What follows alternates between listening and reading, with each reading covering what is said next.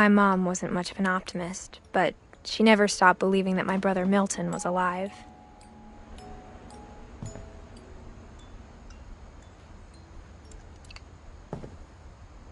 A lot of things got left behind in the whirlwind of that last night.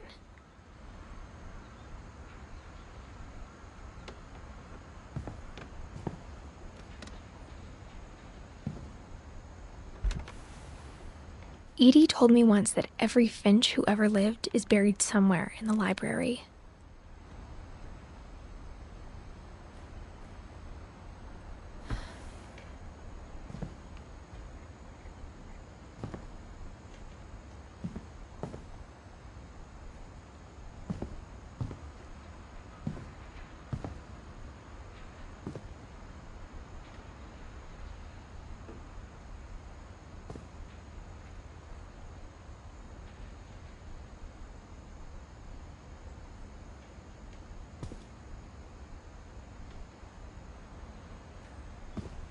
After Milton disappeared, Mom sealed up all the bedrooms. Then Edie retaliated and drilled peepholes.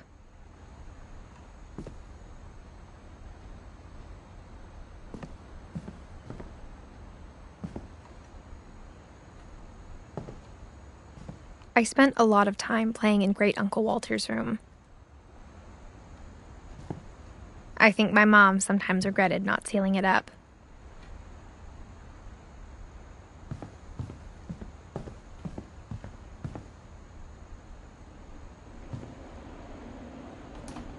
Lewis told me there were secret passages, but I never believed him.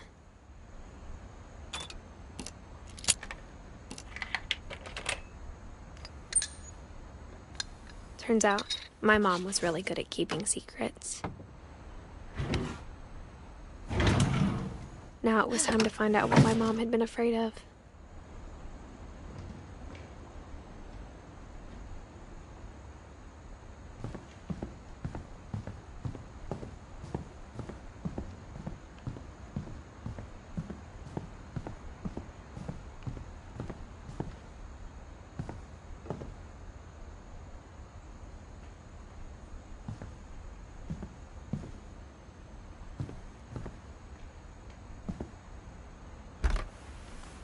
My Grandpa Sam spent 7 years sharing a room with his dead brother, Calvin.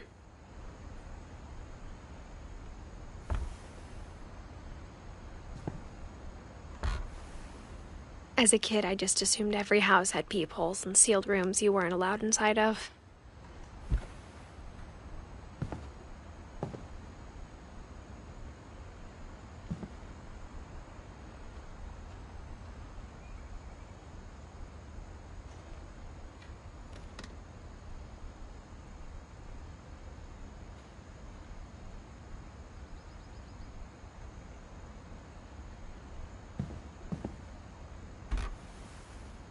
The last time I was in Edith Sr.'s room, I was 10 and she was painting my portrait.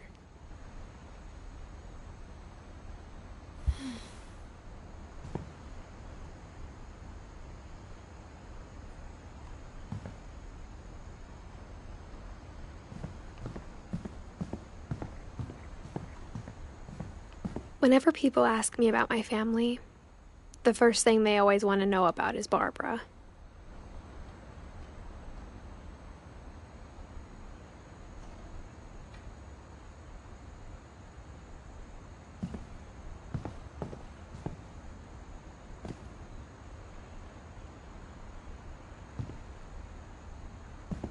Edie's father, Odin, built the original house.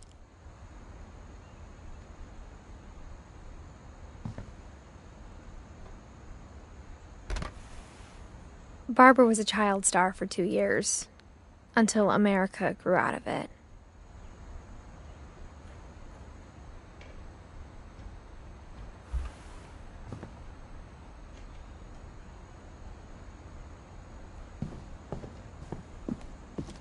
Mom must have locked the third-floor stairs on the night we left.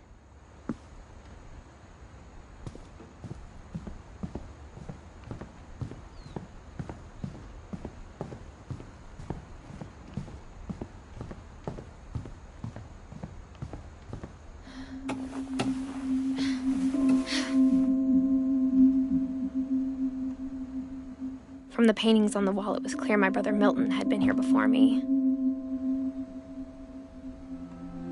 Reading this, maybe it sounds like I had a plan.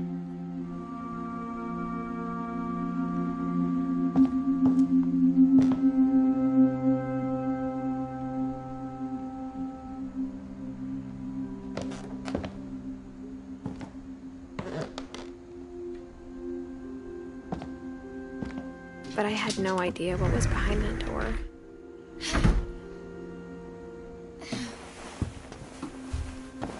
Just like I had no idea where all this was gonna lead. I grew up looking at Molly's room through the peephole.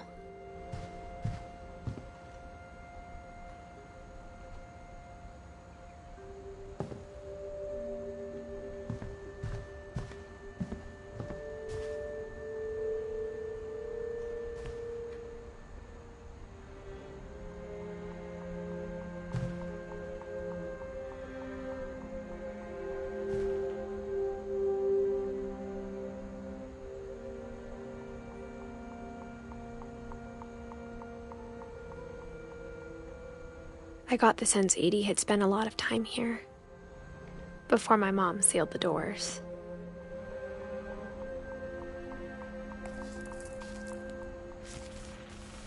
December 13th, 1947. Dear Diary, I'll be gone soon, but I wanted to tell somebody about what's gonna happen. It started when Mom sent me to bed without dinner. I woke up and I was starving, so I looked around for something to eat.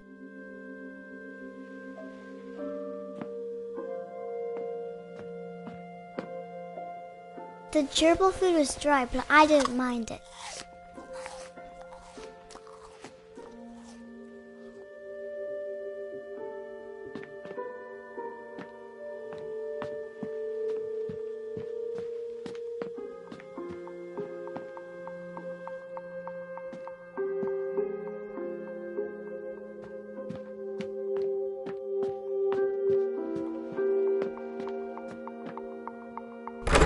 Mom, can I come out now? Sweetheart, it's late. Go to sleep.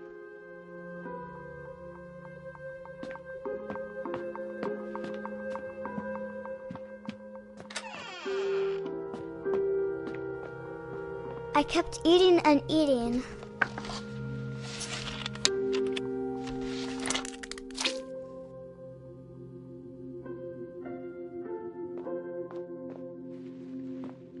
I ate a lot of things that night.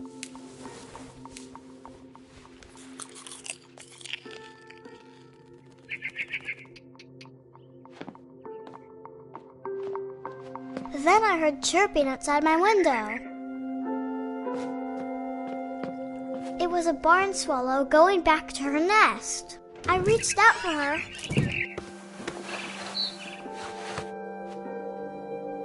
And suddenly, I was a cat.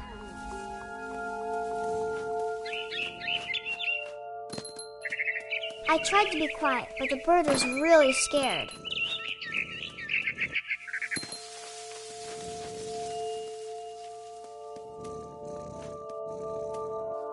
Mom and Dad didn't even look at me.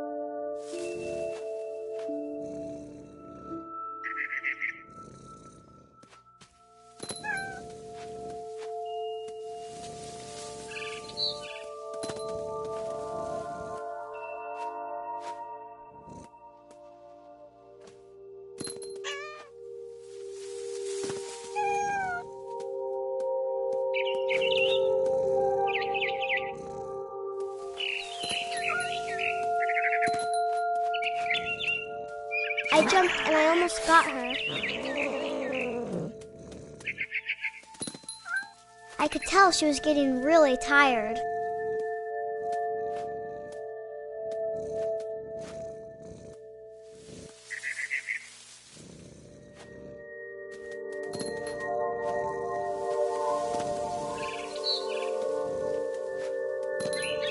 Now I was up in the big tree. I promised Dad I wouldn't climb it anymore. All I cared about was eating that mama bird. I gobbled her up. And suddenly, I was an owl. First, all I heard was the wind. Then I heard little teeth nibbling in the grass.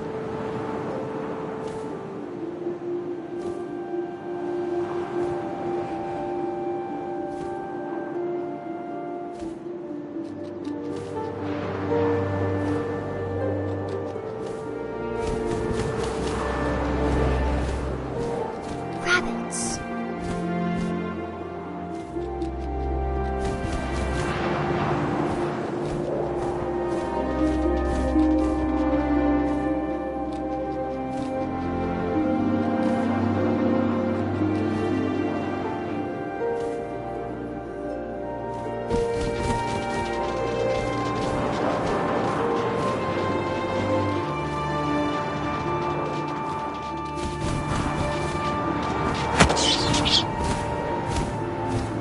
I imagined his face looking up and seeing mine through my talons.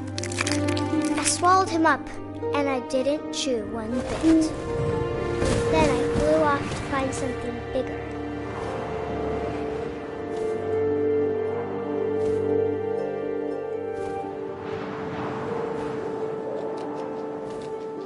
A mama rabbit.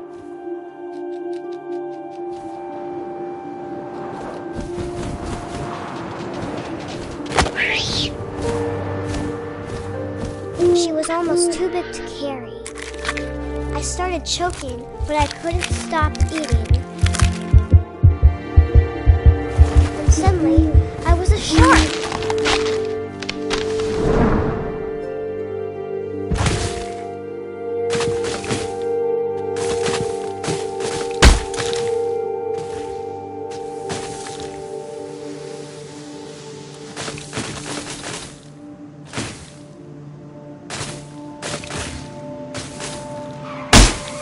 I rolled off the cliff and into the ocean. Now, I was hungrier than ever.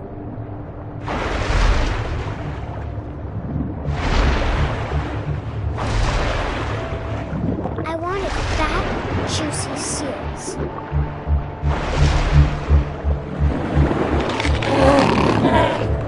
I tore off her flipper, and it tasted really good.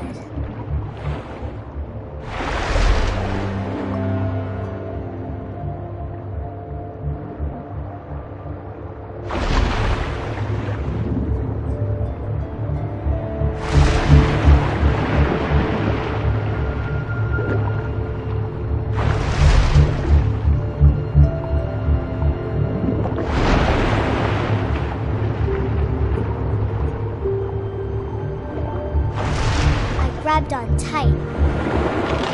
When I was so hungry, I jumped out of the water. When I opened my eyes, everything had changed.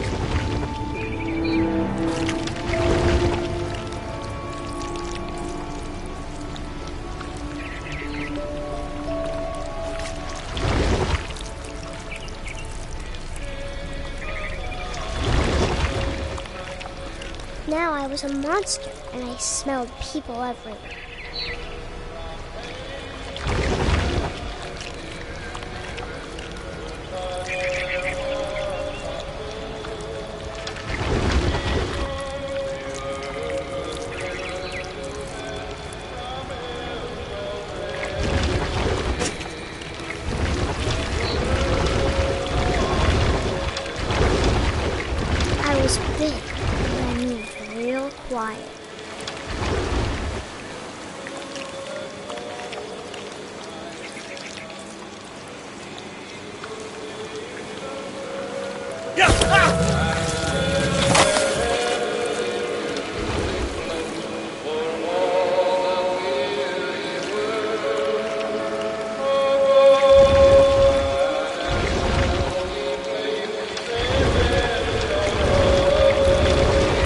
I wanted to stop, but also I didn't.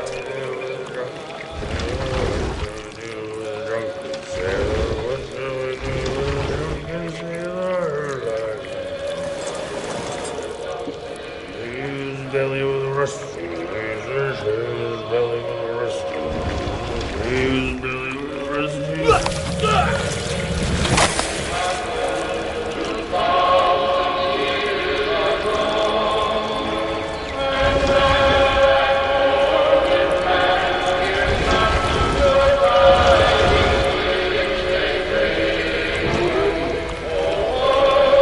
After the last passenger, I was still hungry.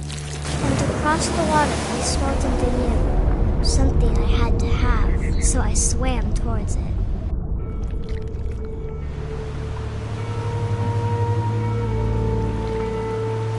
I slithered onto the sand, and the good smell went into an old pipe.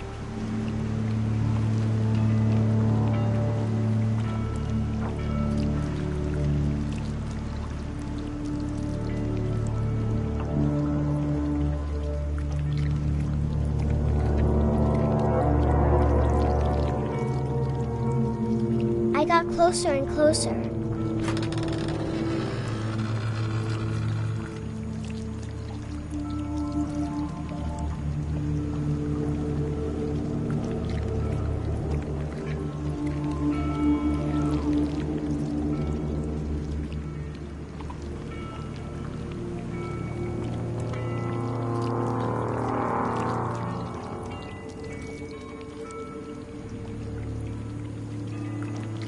All of my stomach started growling. And suddenly, I was me again. I held my breath for a long time, but I couldn't hear anything. I think it's waiting for me to fall asleep. But it's not going to wait much longer. It needs to feed, and we both know I will be delicious.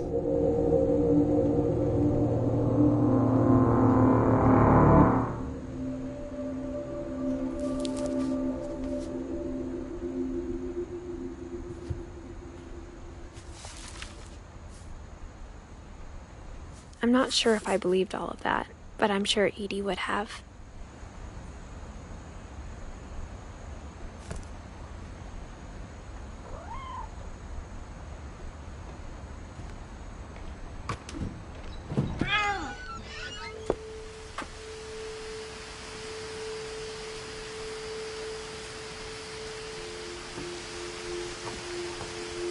This will be obvious later, but my mom never told me any of these stories. Edie would have, but Mom didn't like bringing up the past. Though, when we adopted a stray kitten, she was the one who named it Molly. I spent a lot of time in Great-Grandma Edie's room.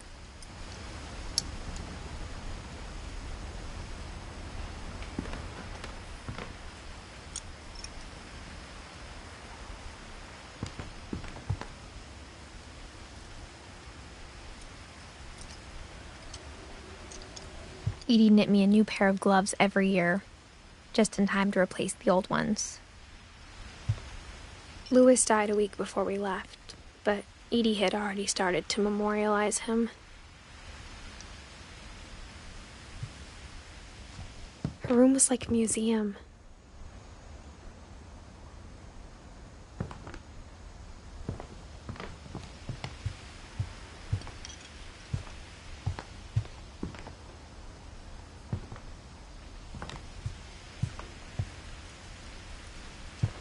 Edie gave a big interview about a mole man living under the Finch house.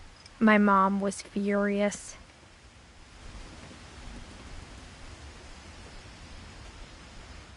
I hadn't thought of myself as Edith Jr. for a long, long time.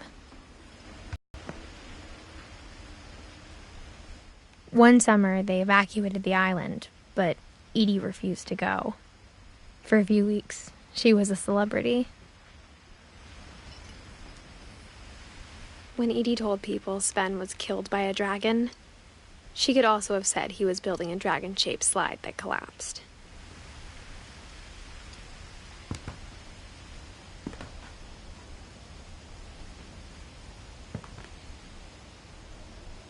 She could have, but she didn't. Even in her 90s, sometimes Edie seemed a lot younger than my mother.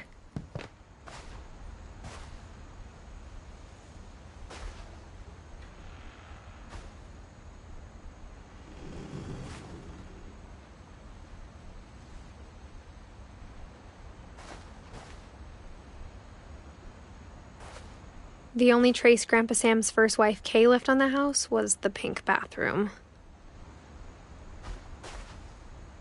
It was a pretty big trace.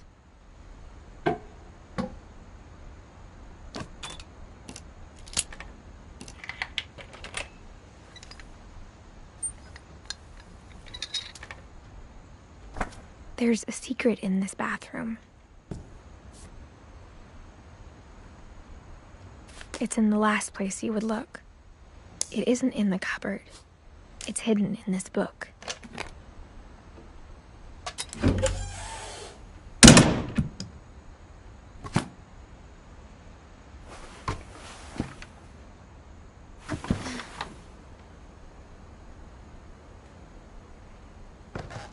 Sven gave Sam an old camera he'd refurbished. He never put it down.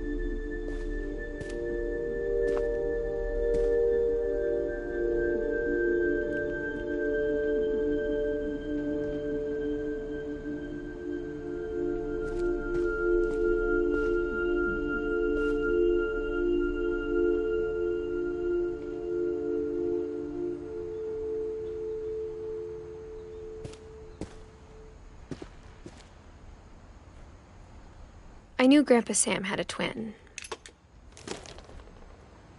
and that he never talked about him. I guess my grandpa didn't like history any more than my mom did.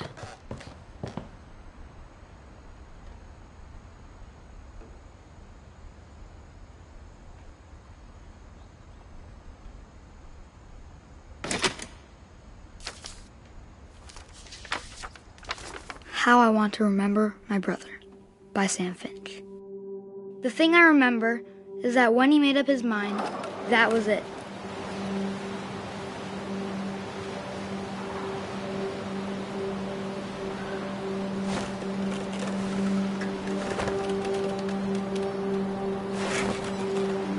My brother said he'd die before he ate another mushroom, and he did. At Barbara's funeral, we swore he'd never be afraid again, and he wasn't.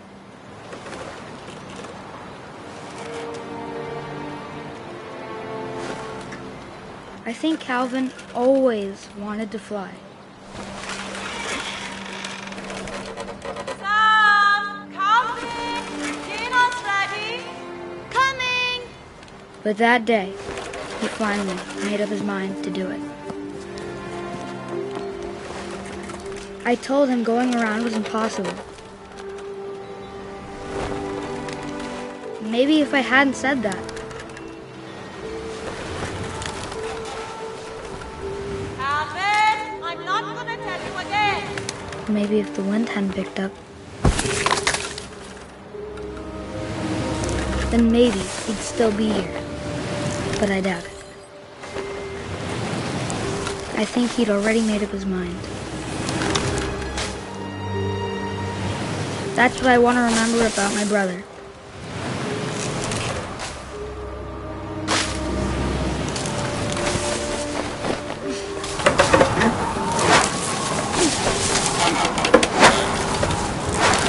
The day he made up his mind to fly. And he did.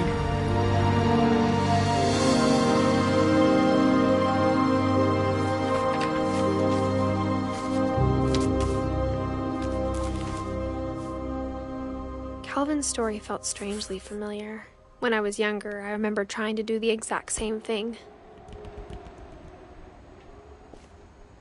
After the funeral, Edie roped off Calvin's half of the room.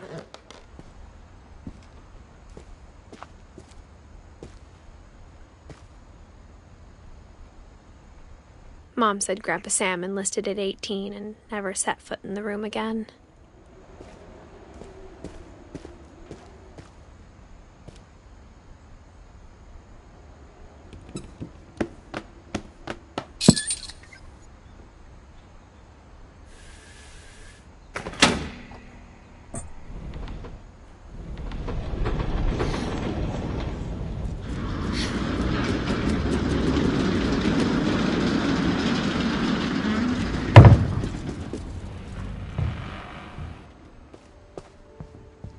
The passages were a pretty tight fit. They'd obviously been built for smaller hands and bellies.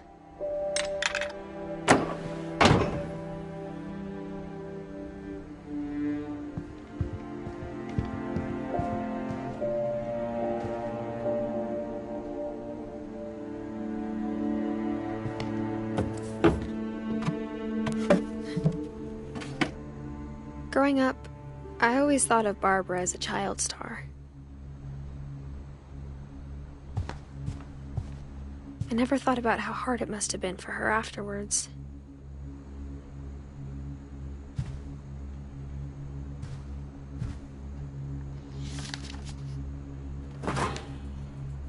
Of all the stories people wrote about Barbara's death, I'm surprised Edie saved this one.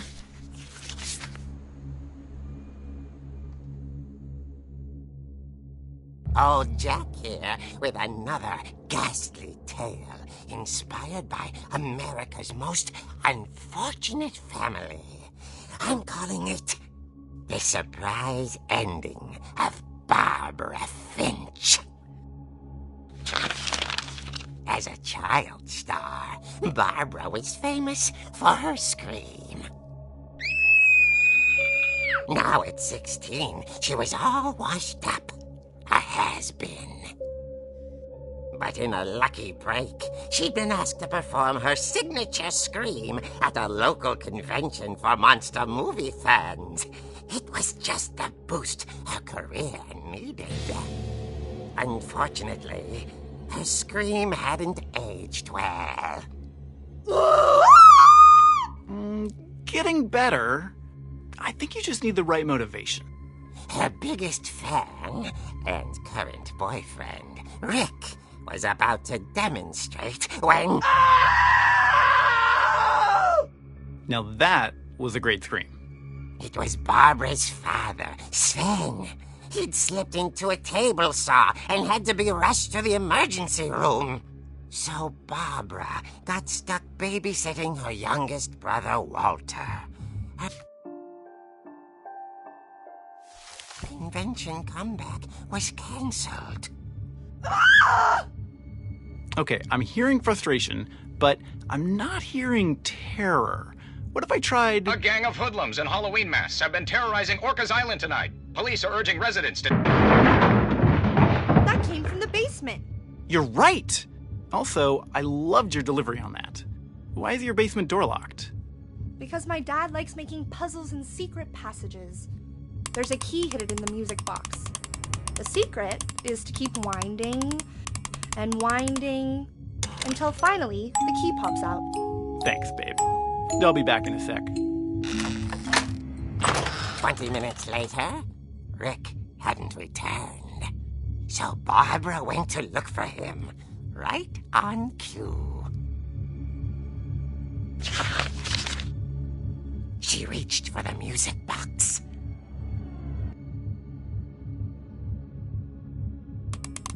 And as she wound the key, she listened for Rick, but the house was silent.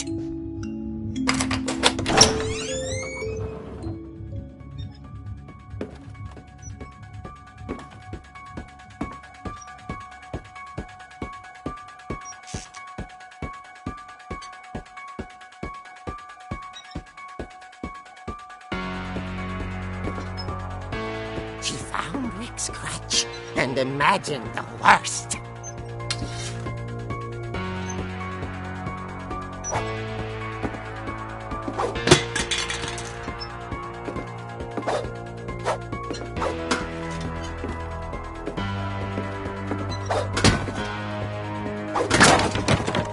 The gang's leader is the infamous Hookman killer, Dr. Carl Hamill, who impaled and then ate his family 10 years ago tonight.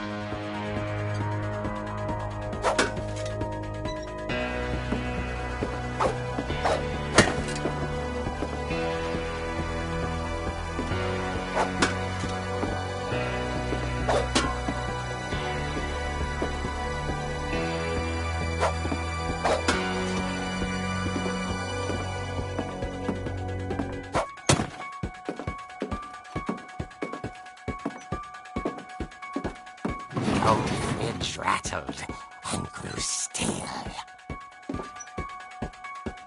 Oh dear! Oh! Rick? Barb, relax. I was just trying to scare you to help you find your scream. Well, I'm not scared, Rick. I'm furious. Then act furious. All I'm getting from you now is that you're hurt and confused and you... She threw him out, but she kept a little something to remember him by. Barb, have you seen my other crutch? And she was still holding it when she fell asleep watching the late picture show. Hours later... Barbara! Walter, what's going on up there? Ah! Okay, I'm coming up, but if this is a trick, you're dead, Walter.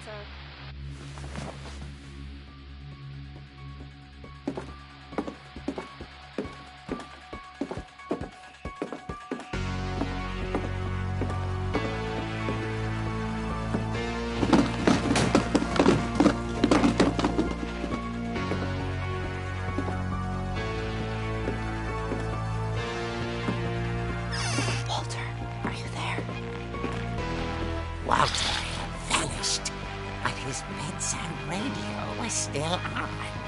Orcas Island police describe the man as 6 feet tall, with a steel hook for a hand. Residents are urged to lock all doors and windows and notify the police of any suspicious activity.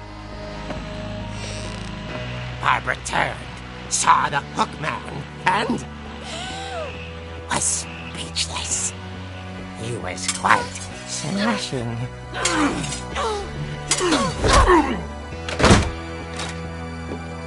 And he was. He couldn't get enough of Barbara. Okay, Barbara, there's gotta be another way out of here. That night, she played her part beautifully.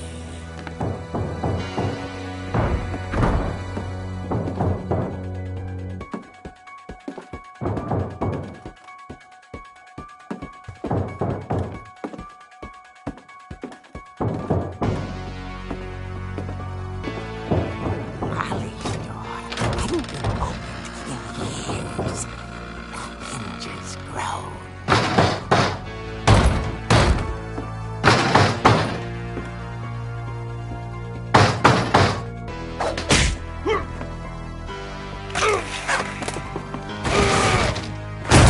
He wasn't moving, but she sensed the story might not be over yet.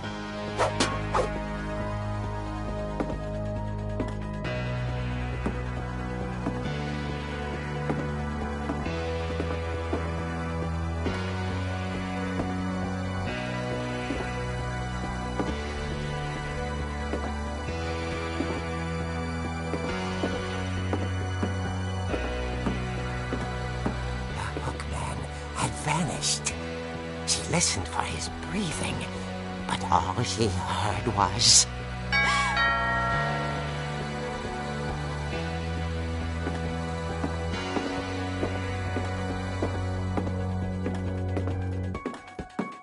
At the door, she heard whispering. It was coming from inside the house.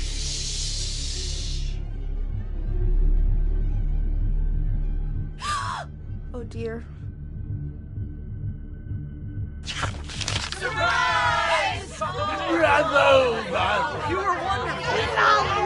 monsters had come to surprise her.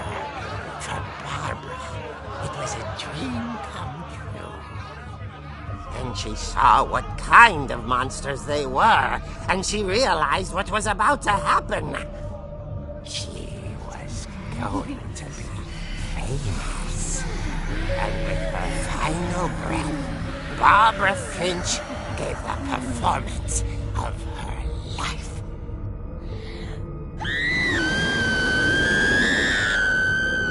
I wasn't there myself, but I hear Barbara was magnificent. Poor girl. She had a taste for stardom.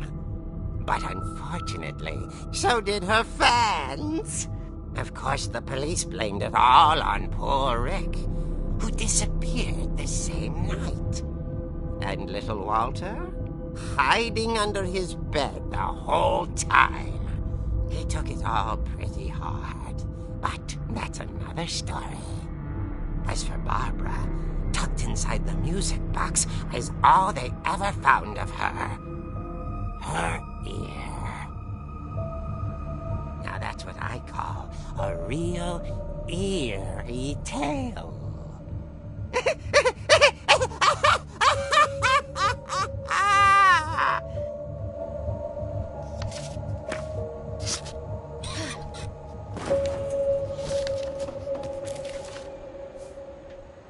Edie told me all Barbara wanted was to be remembered, as absurd as that comic was. Maybe what Edie saw was a happy ending.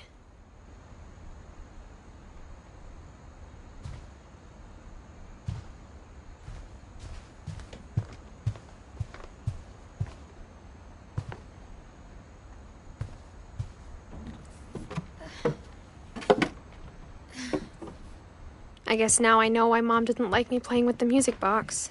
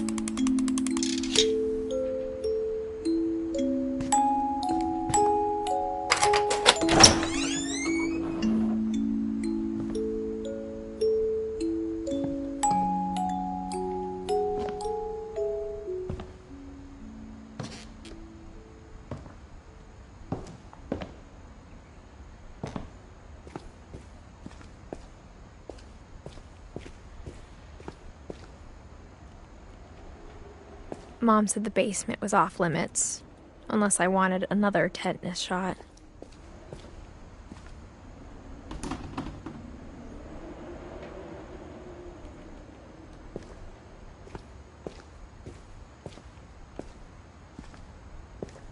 I saw Edie sneak down to the basement once, carrying packages. I thought maybe she was hiding presents.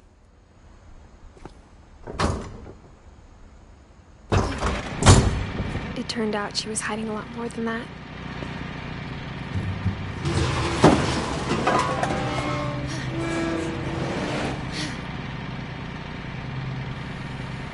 I remember asking Mom once about where Walter had gone. She said after Barbara died, he got as far away as he could. If there's a pattern in all these stories,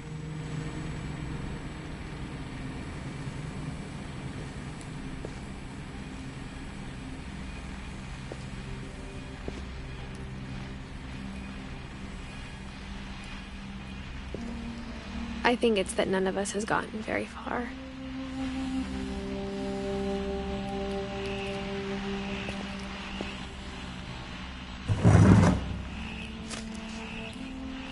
Goodbye, everyone. I can't believe I've been down here for 30 years. On that first day, after the shaking started, I didn't think I'd survive a week.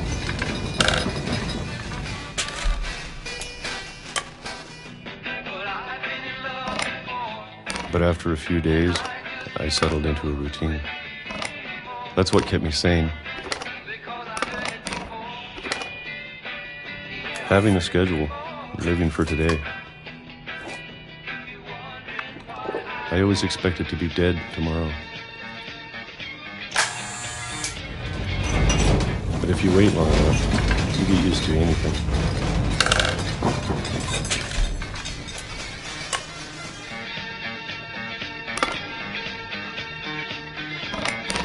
Even a monster on the other side of the door starts to feel normal.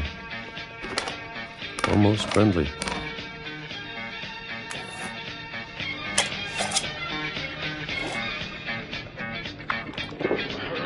And then one day, everything just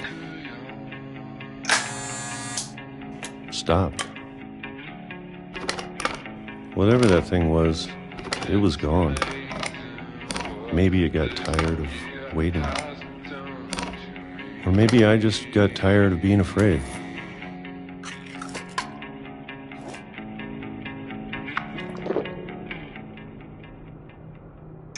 It's been a week now, the longest in 30 years. I'm done waiting. I have to leave while I still can.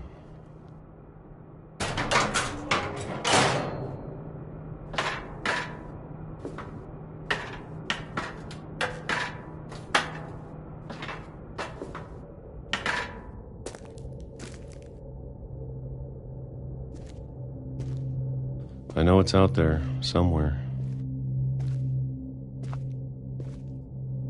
Whatever killed Barbara and Molly and Calvin. Maybe this is all a mistake. But I need to stop living the same day. Even if it kills me.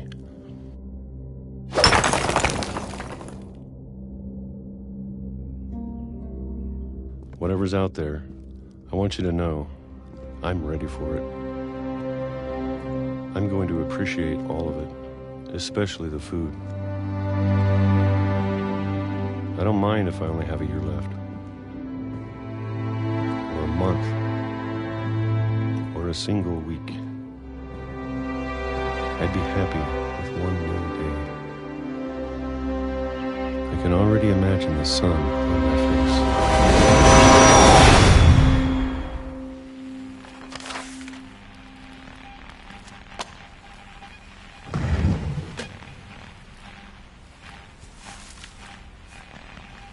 Walter died when I was 6.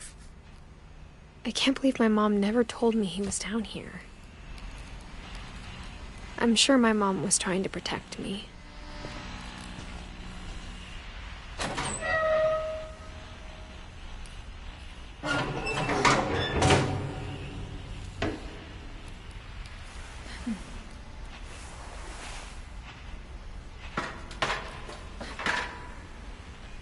Maybe she was afraid I'd end up like Walter.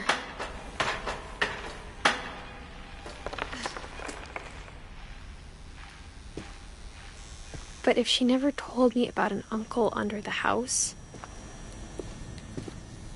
I can only imagine what else she was hiding. I don't want to make the same mistakes she made.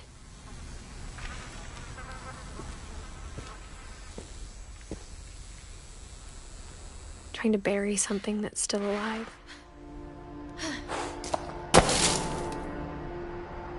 Now that there's only one of us left, or maybe 2, I thought it was time I heard the stories for myself. and found out what happened to everyone else. But now I'm worried the stories themselves might be the problem. Maybe we believed so much in a family curse, we made it real.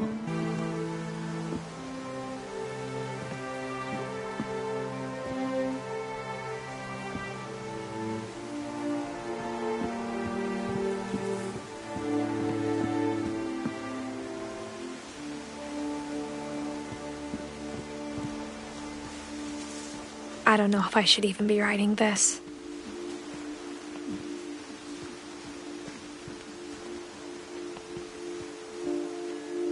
Maybe it'd be better if all this just died with me.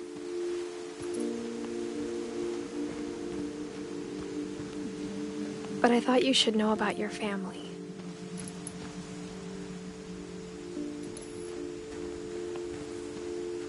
And the history you're a part of.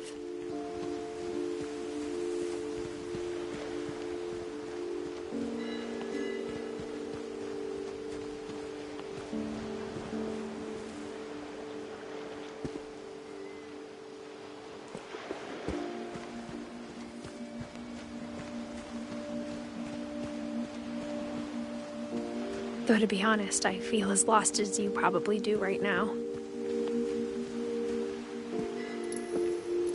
I think the people in these stories believed them, for what that's worth.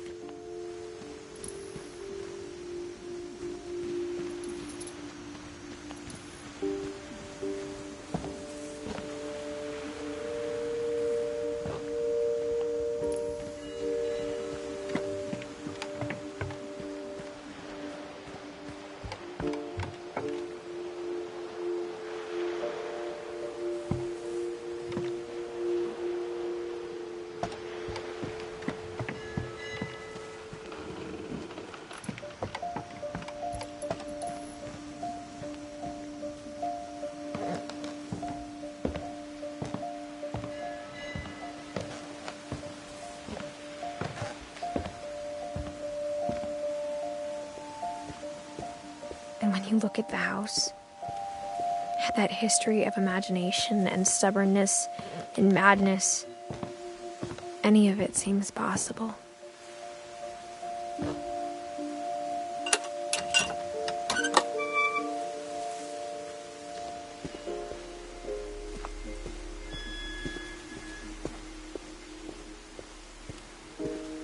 I think we've been surrounded by death for so long, we've just gotten used to it.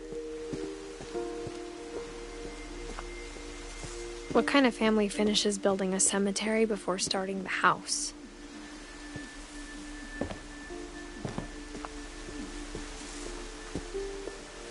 It's embarrassing for me to admit this, but the pet cemetery made me more uncomfortable than the human one.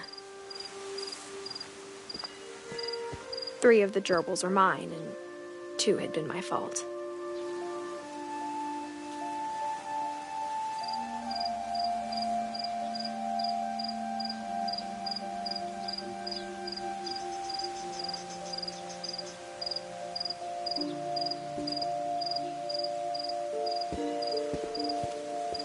Sven built the house, but it was Edie who designed the cemetery.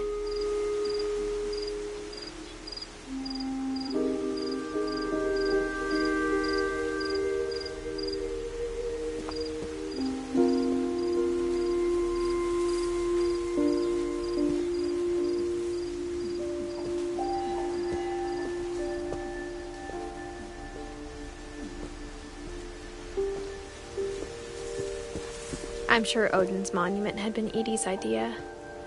My mom was always trying to move on, but for Edie, the past never went away.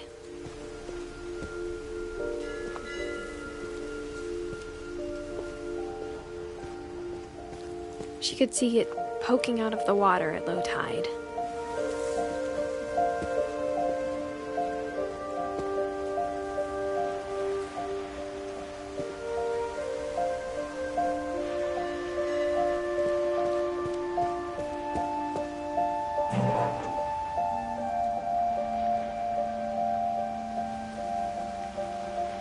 Edie said she dreamed about the old house every night.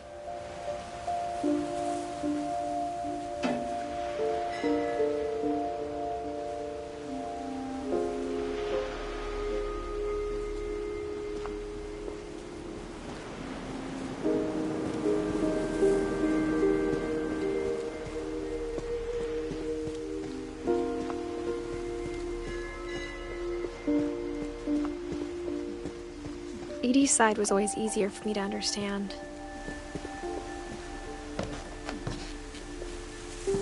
But the older I get, the more I can see where my mom was coming from. Her dad had been pretty strict, but it wasn't enough to save her brothers. She was just trying to do better. She lost 2 of her brothers, just like I did. I get why she tried so hard to protect us. There's so many things I wish I could ask my mom now. Part of me thinks this is what she wanted all along. For me to come back someday and find everything out for myself.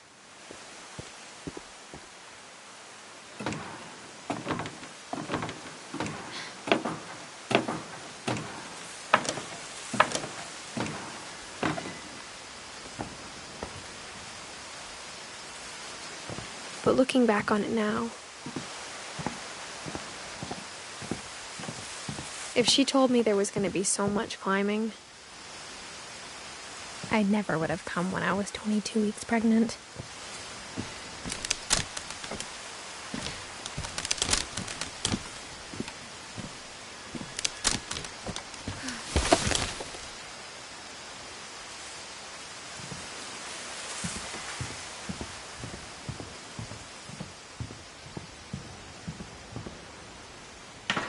I never met Grandpa Sam, but I think he and my mom had a lot in common.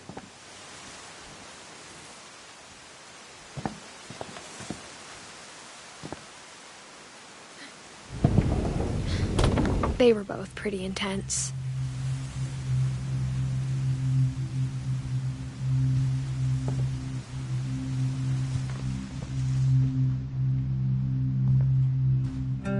Sam spent his life shooting photos, but Mom said he got nervous being in front of the camera. I guess we're all afraid of something.